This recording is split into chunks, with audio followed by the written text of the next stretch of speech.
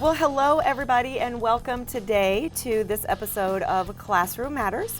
Today I get to sit down and have a conversation with Don Goble. Now Don is an award-winning multimedia instructor, international speaker, and published author from St. Louis, Missouri. The National Journalism Education Association named Don as their Broadcast Advisor of the Year 2015. Welcome to Classroom Matters, Don. Thank you very much for having me. It's really cool to be here. So let's start by talking. You have a Fun Fest or a Learn Fest coming up really soon in Austin. Yes. Talk to us a little bit about that. Sure. So every summer I have a great opportunity to attend different conferences, journalism camps, to act as a presenter, a workshop leader. And so the big one coming up this summer is called Learn Fest, ATX. It's in Austin, Texas. It is by far one of the best educational professional development opportunities I think there is. The focus is certainly on how we're integrating and innovative with technology and lessons in our classroom, but it's not a sit and get. It is all hands-on. It really focuses on collaboration, on really pushing the teachers to be the learners and not just sit and listen to a presenter. Of course, there are some amazing keynotes that'll be there, but every session and workshop has like a certain spin to it and fun to it. So for example, this year's theme are the arcade games from the 1980s. And so one of my sessions is to teach educators how to use a green screen in the classroom and why to use a green screen in the classroom. And so, and the simplicity of use. So what we'll do is we'll take the theme of the 80s arcade and as if it was like a research topic that their students or their teachers might be looking at, and then we'll play with it that way. But it'll be all hands-on. It'll be learn as you do, and that's one of the things I love about it. Plus, they have after hours. They have a poetry slam I'm going to take part in, which I've never done before. I'm not a poet, but yet we all are. And so there's just a lot of fun activities around it. It's super fun. They have food trucks during lunch. They have bands playing during lunchtime. And they just make it super. There'll be like probably scavenger hunts, you know. So it's super fun. It's great people. It's great networking. And then the learning always is absolutely amazing. So if people would like information on it, it's on my website, dongoble.com. It's on the homepage. You can click on it and register. In fact, even if they enter Goble, G-O-B-L-E, they'll get a discount on the registration. But if you can make your way to Austin, it's a great place to be. So it's not too late for people to go and register for that? Not at all. Because I'm thinking I might want to go. You It should sounds go. really fun. You definitely should go. Yeah, people can register right up until, I think, pretty much up until June. So it's June 11th. Is like a pre-conference, and then June 12th and 13th are the main conference days. The speaking event in Austin, amongst all the other things that you do. So I've been on your website, and if anybody else has been on that or wants to go to it, they will see that you are doing a lot of different things. So tell a little bit about what you're currently doing in your teaching career. Sure. So, Kristy, I guess I just never stop. I'm always looking for ways to get involved, but I'm also looking for ways to help. I guess that's just kind of why I really got into education.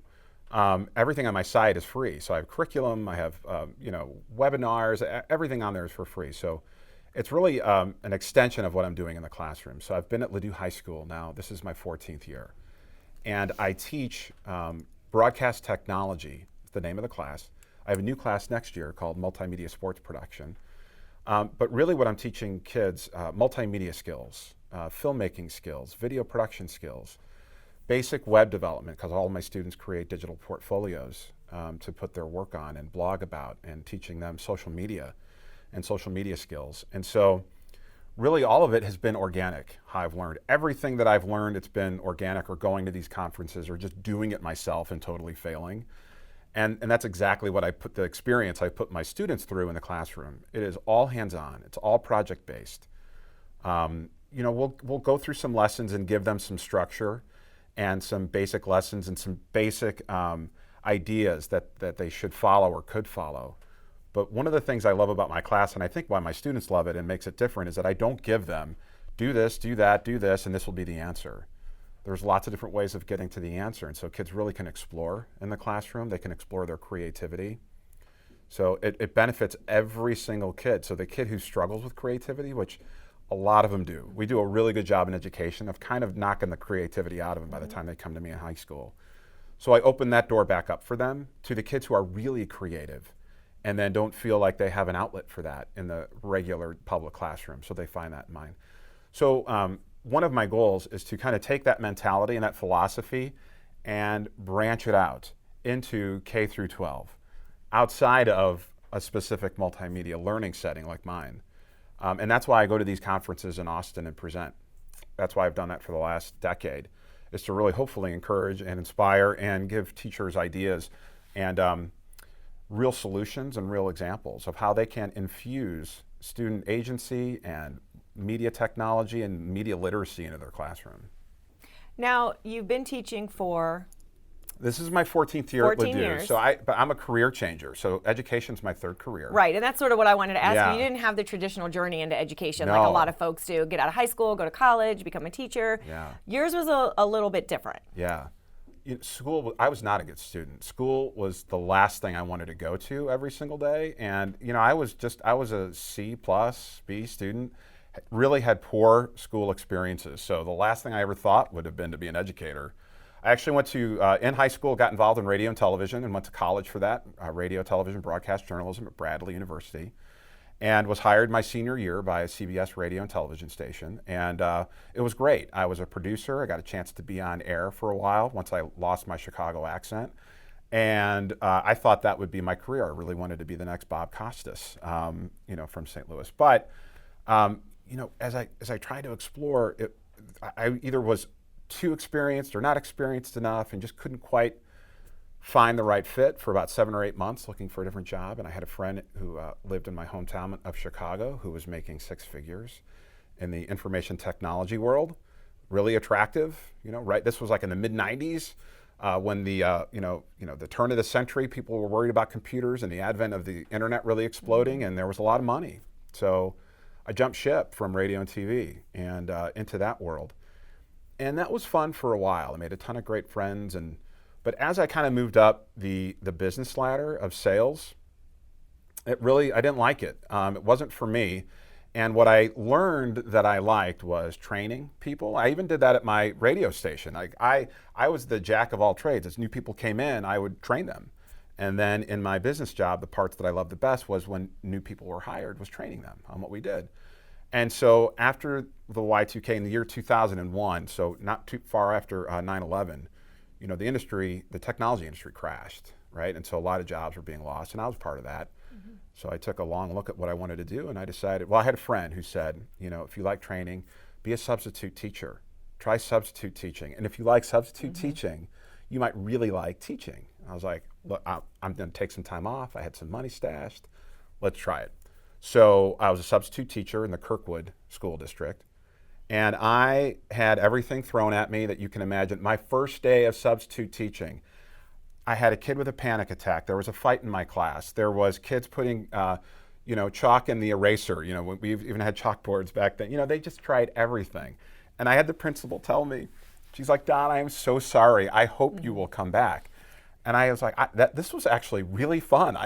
As crazy as it was awesome. So that kind of cinched it for me. I was like, if I can get through that, this might be good. So that's how I got into education. Yeah, because subbing can sometimes make or break whether you decide to go into teaching or not.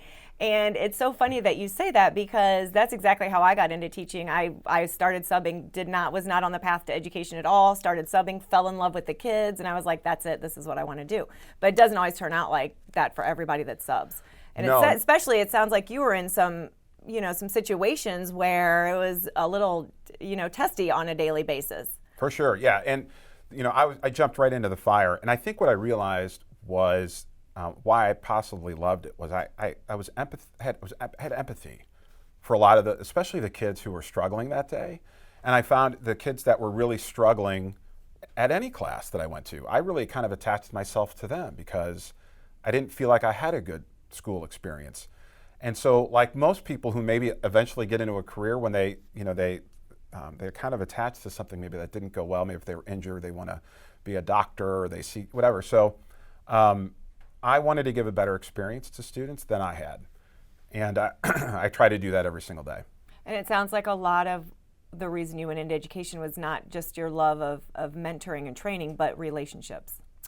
Well, that's where it starts. So I love my content area. I try to master it as much as I can, video production and editing and cinematography and interviewing. But where it starts and ends is with the kids. It's building those relationships and offering a space where the kids feel safe to come into, where they have fun, where they feel pushed, where they feel like I'm giving them higher expectations than they expect of themselves. And then having them reach those and match those or go beyond them and then have them thank me, for that. Having students come back later in life telling me that lessons they learned in our class have been beneficial to them as a career outside of film or journalism or anything related to what they learned in my class. So that's where it goes back to, and I think is big in education is the relationship piece where, in I'm 46, so in my generation, I can't recall a lot of tight relationships with educators. My kindergarten teacher, Mrs. Grafer, I still keep in touch with her. I had an English teacher in high school who was okay, but and then a college professor, and that's it.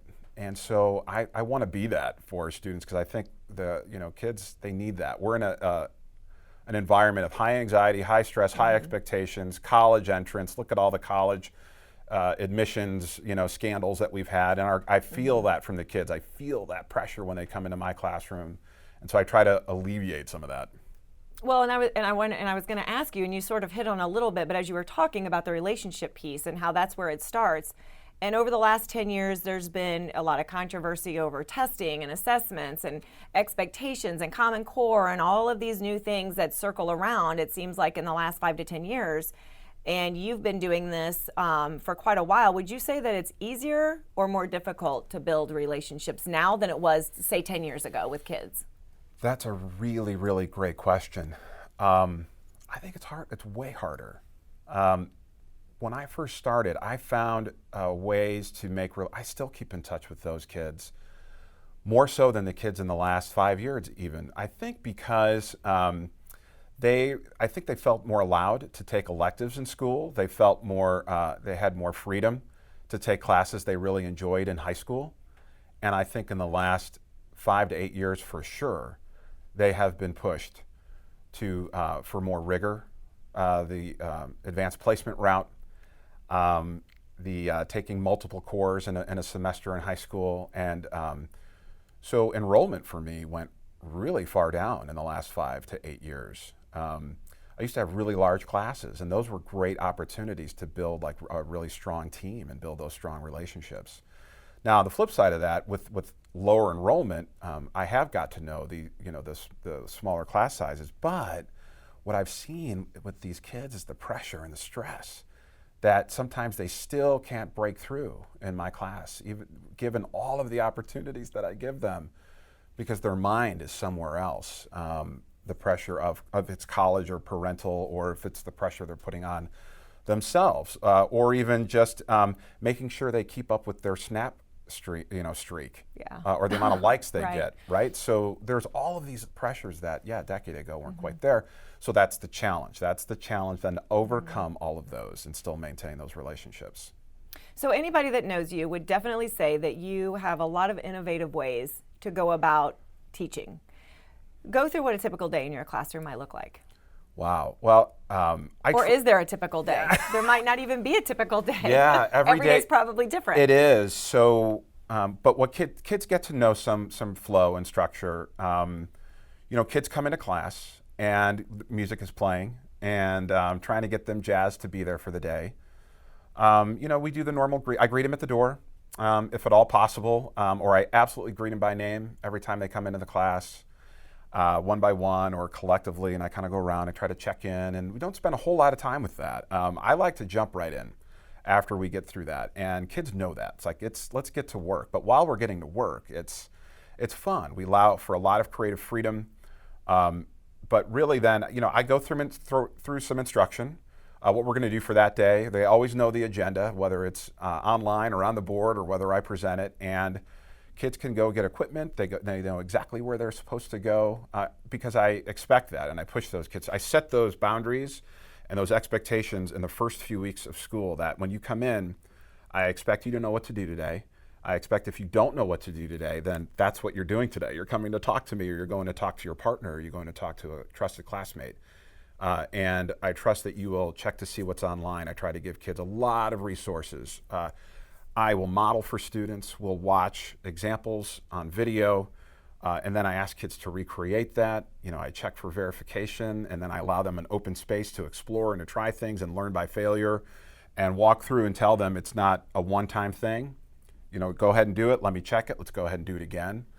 So we're fortunate to have a beautiful space at Ladue. Kids can kind of move around through a studio, through a workroom, through a computer lab, through some private learning area spaces, private editing labs. And so the space itself, I think, dictates that the kids can feel kind of open and can move around and not confined to a desk. And I think that opens everything a little bit as well. And then I kind of move around the room, and I work in small groups. I'll work with one-on-one. When kids are struggling in one area, we'll all come back together and we'll discuss it. So that does lead for a lot of different days to look very up and down and all around. Do you think that some teachers are a little intimidated or afraid to take on that approach because they're worried about behaviors or the kids getting out of control? Because as I'm listening to you, it sounds, and I've listened to your student testimonials, I've watched the students, I've heard what they've said about you. So it's working. What you're doing is working, and it's effective. And I think it's vital for the way kids need to learn to move on to the next stage of their life. How do you keep everybody in check if you're just letting them sort of go about their own business? Yeah, you bring up a really good point. And I've had a lot of people tell me, well, it's the content that you're teaching that allows for that openness and creativity. And do you agree with that? Yeah, I'll agree on one level, for sure. Absolutely. There's no way I can disagree with that. But then I push back a little bit as well. I do think it's really hard for teachers to leave the structure, leave the format that they grew up in, that maybe they were trained in. I think training in universities could be a lot. That's where it starts. Because I went back to school and I saw, how, so I told you I wasn't a very good student, but when I went back to get my master's and my teaching certificate, I got straight A's. Why? 2 reasons. 1, I knew the game of school by then, and it's a game. And 2, I had a work ethic that was developed. So but a lot of our kids, they don't have that work. So where do they get that work ethic? Well, they won't learn a work ethic until you give them an opportunity to learn that work ethic. And do we have some bad days? Sure. Do I have some behavioral issues? Sure, but they're minimal. Now, on one case, because the kids want to be there. I absolutely get that. They like the content, they like what they're learning. But I also think we can make learning fun, and it doesn't matter what the content is. And I think if we can make it relatable and use the tools and the technology that the kids enjoy learning, rather than banning them, tucking them away, and restricting them, I think that could lead, that's an open door to a relationship with a student, with a young person, no matter the age. And it looks different at every level. I'm talking about high school. That looks very different for a 3rd grade class of 28 kids. Trust me, I get that. But I also will push back and say there are opportunities every single day that we could allow our students some more freedom, some more creativity, to help build those work ethic skills in our own curated classroom environment. And I promise the kids will respond. I've seen it outside of my classroom. I could obviously talk to you more about the students who have expressed success in my classroom, but it would be even better to talk to the kids who I've seen successful from the teachers that I've had a chance to work with and who have said, all right, we're going to try this in our class today. We're going to, rather than writing what our thoughts are today, there was this guy at a workshop who suggested that we all take out our iPads or we take out our Chromebooks or our laptops and we record our thoughts. I would like you to just tell me in your own words 3 things that we learned about that story today rather than writing it. How does that sound to everybody? And the kids love it. And suddenly now that teacher can take all of that video home and listen to the voice of every single child. Because I can tell you from personal experience, I have a child who struggles to take the information from their brain and put it on paper. But when I have recorded him, or he's recorded himself, his thoughts after he's read a full chapter and can describe the themes and what the character has gone through, he can explain it in great detail. But when I have him read that chapter and I say, I'd like you to write those 3 things that you learned on a Post-it or in a full paragraph, he looks at me so lost and confused. But if we can record it or then voice text or then take those ideas, keep playing back that video over and over. So there are really simple ways of taking media and leveraging it to reach a child and reach what they're really thinking and what they really do know, rather than being told they don't know because they can't write it. Yeah, and I think it's so amazing that you are actually moving forward with society and the kids and the technology, because I'm 46 too, so when we were in high school, these things weren't even offered because we didn't need these things. The technology wasn't there. It's not what it is today. Right. And so the fact that you are actually moving forward with what the world is moving forward with and keeping kids sort of abreast of what their careers are going to be, and maybe they don't even know that yet, because we've all heard there's careers that don't even exist yet that kids in 5 years are going to be trying to do. So it sounds like your kids are able to choose a lot of their own personal projects, a lot of things within their classroom. So I can't help but wonder, what are some of the more fascinating or really interesting projects that some of your students are working on? Wow. Yeah, that's another big question. Yeah, they get to choose their topic. And I think by choosing their own topic, obviously the point is they'll be interested, they'll be engaged. It's something they want to do. It's not an assignment from Mr. Goble. We will go through some assignments, but if they can choose the topic and then fit the structure or the theme of what we're creating, whether it's a 6-word story or a news package or a personal profile video, whatever it is, if they get to choose the individual. So we've had some really good ones. In fact, we've had some that have worked out here for HEC Media and Educate.today. We had a chance to interview one of our teachers who is a Marine and talk about his experience in the Marines. We've had a chance, students have had a chance to, one of the best stories is I had a student who loved the Cardinals. He loved the Cardinals, and he thought John Rooney, who does the radio play-by-play, has forever. It seems like forever for the Cardinals now. He loved John Rooney. And he's like, boy, if I could ever interview John Rooney, that would be great. But they wonder, well, how are we going to get in touch with John Rooney? Well, at the time, there was a beautiful thing called LinkedIn. And it just so happened that a former coworker of mine who was in the industry was linked into John Rooney. So I did, and he kind of did a cold message out to John Rooney on LinkedIn, a social media platform. And John Rooney replied, yeah, I would love to talk to your student. So we set up what we thought was going to be a 5 to 10 minute meeting between my student, who was a sophomore at the time in high school, hadn't done a lot of video at the time, and John Rooney. He was going to meet him hours before a Saturday afternoon game for the Cardinals. He walked in, he met John Rooney, he started to sit down and talk, and John Rooney said, well, we're not just going to stay in this room and talk, are we? Why don't you come along with me? So my student, through the lessons he learned, put the microphone on John Rooney, and 6 hours later, wow, he had spent the day in the broadcast booth, got down on the field before the game, had a chance to meet Mike Shannon, and had some amazing video footage from the broadcast booth, and kept John Rooney mic'd up throughout the day, came back and was like, Mr. Goble, you're not going to believe I have 6 hours of footage. It was amazing, and he was hooked. And so you never know what you're going to get from somebody unless you ask. And we have this amazing tool of social media where we can reach out to authors, we can reach out to scientists, we can reach out to Pulitzer Prize winners that were just announced recently, and we can reach out to these people. They may or may not get back to us, but what if they do? Mm-hmm. Now there's a real window into excitement for learning for kids. So it's great that kids are able to pick their personal topic. Yeah. How many times have you had to say, we might need to pull that back a little bit? How many times have kids come with something that might not be appropriate for the school setting? Or has that ever happened? Absolutely, it's happened. I'll give you a great example, and it's on my website. It's one of my more popular lessons because the kids love it. So I teach kids the basics of cinematography through learning 6-word stories. So Ernest Hemingway's 6-word story.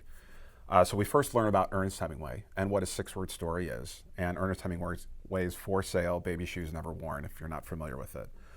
And so this student wanted to create a story in 6 words, and he was struggling with the words, really struggling with what words he wanted to come up. We wanted it to be very personal. We wanted it to be a personal story. So immediately a lot of kids wanted to tell happy, fun-loving stories, which was great. And through that, they were then going to use 6 basic cinematic shots to tell their story. So this individual, Keith, was really struggling. He came to me and he said, Mr. Goble, so I want to do this story. My dad, he caught me doing some stuff, I shouldn't have been doing.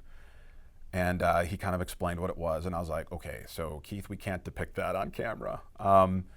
Keep thinking. Mm-hmm. So he went back, and he was kind of a mad scientist. And so during class, he's drawing ideas up. He comes back and he tells me another situation, like where it was just really it was not good. And so I was like, Keith, I really appreciate you telling me this really personal information. However, what you're talking about, we can't depict on screen. Like, it's just not school appropriate. I'm like, what are you really telling me? And he's like, well, my dad doesn't trust me because I've lied to him so many times. And I go, what did you just say there? That's really good. Trust and lie. He's like, oh yeah. I'm like, okay, so take those 2 words and let's build on that. So again, he goes back, mad scientist, and he's like, okay, I think I have an idea. So at the end of class, he's walking out, the bell's ringing, and he's like, I'm gonna go home today and I'm gonna film dominoes. And one lie led to another, that led to another, led to another. And the dominoes are gonna kind of knock down, and that's gonna be my metaphor, my visualization. I'm like, that's awesome, I love that. So he went home and he records these dominoes, and what do we know about dominoes? They're really small, and he wanted this story to feel big because it was like big lies, like he was really taking it to heart. So he walked around his house and he found some bricks in the garage, because his dad had recently, I guess, done a new patio. So he's like, okay, bricks are like dominoes. I can use those. Those are bigger. And he had a younger brother who had sidewalk chalk, played with sidewalk chalk. He's like, I can draw on the bricks. And he had a mom who was into fabrics and sewing and things like that. So he got a ribbon, and he tied the ribbon around 2 bricks with his name on it and his dad's name on it. And when that truss was broken, he was going to use scissors to cut the ribbon and start the domino effect of the bricks. And then he's like, well, how can I put my dad and I in it without actually being in it? So he found a picture of his dad and himself on a picture frame, and he put it on the floor. And the last shot was going to be the brick falling on the picture frame, shattering the image, again, metaphorically, shattering the relationship between he and his dad. So what turned out to be like these really like inappropriate ideas, but this kid really opening up, turned into a beautiful, beautiful story, and a video that's been watched thousands and thousands of times. And I use it in every one of my workshops. And as powerful as the video is, the story behind it, I think, is just as powerful, because what it shows is that you really need to push your kids past the first idea. You really need to challenge them to go beyond that first thought and allow them some creative choice. Even though the restrictions were 6 words, 6 shots, no 2 could be alike. You have to use audio to enhance the story. So I had this content, right? I had these lessons that needed to be a part of it, but the subject matter was a little more open and free. And it turned into this beautiful story. And ironically, he's graduated now. That years ago, he actually came back last week. I got a phone call from the main office, and they said, Don, do you remember Keith Hoagland? And I was like, yeah, I remember Keith. He said, well, he's here to thank you. I was like, he's here to do what? He's here to thank you. I'm like, send him back. So he came back, and he's like, I just have to thank you. I got my first freelance video job, and I'm using techniques you taught me, especially during that project. And he was just so excited. He went on, and that's the value of teaching right there. That's why I do what I do. But it's also, I think, a great example of what students can and will be. Yeah, that's really powerful. That's a really powerful story, and I know that that's probably one of many that you have. And so it sounds like you're really not only just teaching the content, but you're getting kids to look inside, sort of turn inward. Because a lot of these assignments, it sounds like, are a very personal thing, and it sort of forces them to look more inward to produce something and it means something to them. It's meaningful. And like you said earlier, it's not just an assignment that the teacher said, here, look at the syllabus. I've already got all your assignments.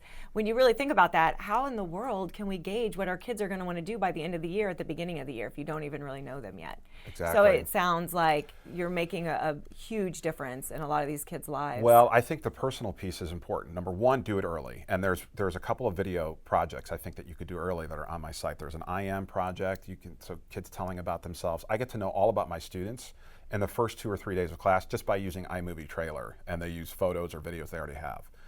But then I'll have teachers say, well, Don, that's great. Again, how do I do that in my class? And so one thing that I like to explain is, the students can be the journalist of your class. Now, journalism has been under fire here in the last few years, but there's a real big place, I think, for teaching journalism. So what if that third grader or that fourth grader was the journalist, the reporter of that book, of that lesson, and they had to interview another student in class to find out what they know about it and maybe make some personal connections in their life to each lesson.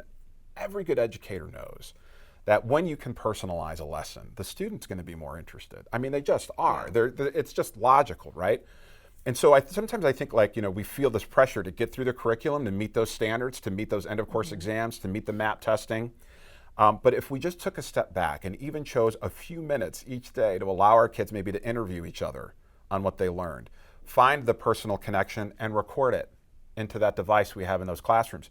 Because every classroom in a lot of schools now, although there's still a huge gap we need to work on, but more schools are getting accessibility to devices. We have a whole generation of kids growing up who have been given an iPod Touch or an old phone or a device when they're 1 or 2 years old. So many of them personally have them, and yet we're still keeping them out of the classroom for those schools that aren't getting a one-to-one or a classroom edition of whatever, a Chromebook or an iPad, whatever it is.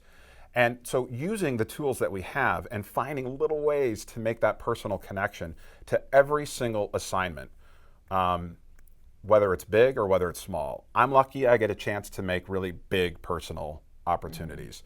But I promise you every teacher and every student will appreciate those small personal connections you can make, specifically with media. I think media really opens the door to allow teachers to do that. What do you want your kids to remember about your class when they walk out the door at the end of the year? If you get top three things. Yeah, well, I want them to feel empowered. I want them to know that they are in charge of their learning, not to expect the learning to come from the teacher. Because when they go off to college, or if they go to, whatever they do post-secondary, if they go to a job, their boss may give them some instructions, but they're not going to hold their hand.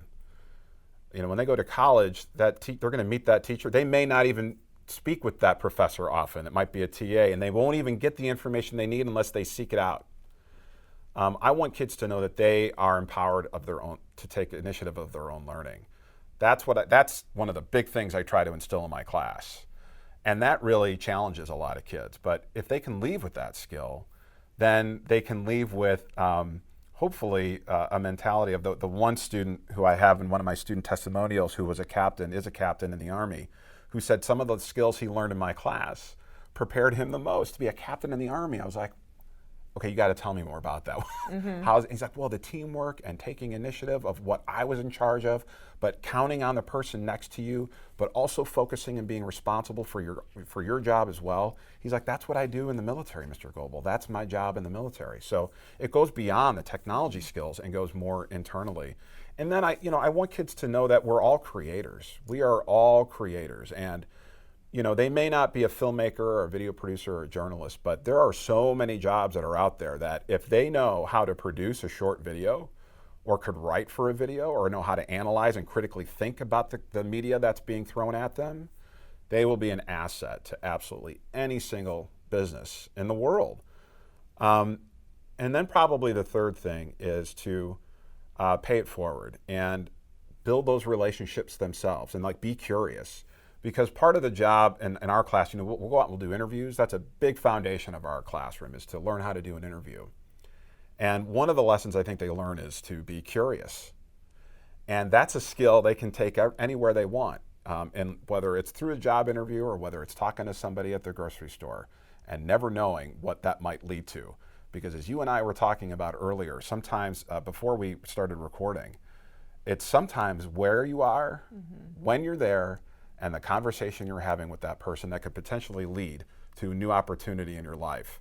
And so if they can leave with those types of skills out of my classroom, I feel really good about what we've accomplished. Yeah. Well, I know that there are so many other things we could talk about, probably all day. Yeah. But I want to just give you a final opportunity before we wrap up. www.dongoble.com. That's right. And what are people going to find on that? Well, and it's DONGOBLE. .com. Sometimes we get it wrong. So what are you going to find on there? You're going to find published content that I've worked with Apple Education on assignments that any teacher can use, K to 12. Doesn't matter the camera device, but you will need some kind of device to do some video recording, and it's some interviewing, or it's the 6-word story I talked about, or it's having your student become the citizen journalist of their class.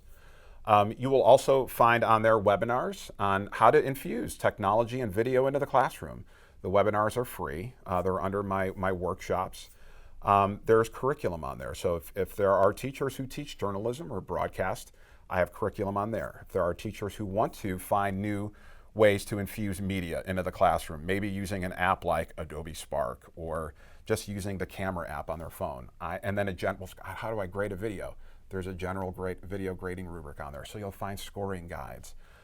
You'll find where I'm speaking and when. If you want to get in contact with me, there's a contact page. I always respond to educators who want to reach out and have questions, especially if they pull something from my site and they try to implement it and they're like, I'm stuck, what do we do? Absolutely. I mean, I've had video conferences then with classes. I've had my kids jump on there. We had kids teaching kids in Texas and in Australia doing video conferences through the lessons that the other teachers pulled from my site. So there's really cool ways that we can collaborate. All of my social media information is on there, and 99% of what I put out there is hopefully it's not personal. It's about my life. It might be stories from my students. It might be lessons. It might be articles I think we need to be reading about or be aware of. And so I try to keep all of that fresh. Podcasts will be on the website, so I'll put this one on there as well. So a lot of good content on there for any teacher. I hope is helpful, and I hope people give it a visit. And if they have needs or questions, they get in touch. And I hope you come back after your conference. Yeah. Maybe later in the year. Sure. And tell us all about it, because I would love to have you back on the show. I would love to come back, Kristy. It's been a pleasure. Thank you so much for having me. Yeah, thank you.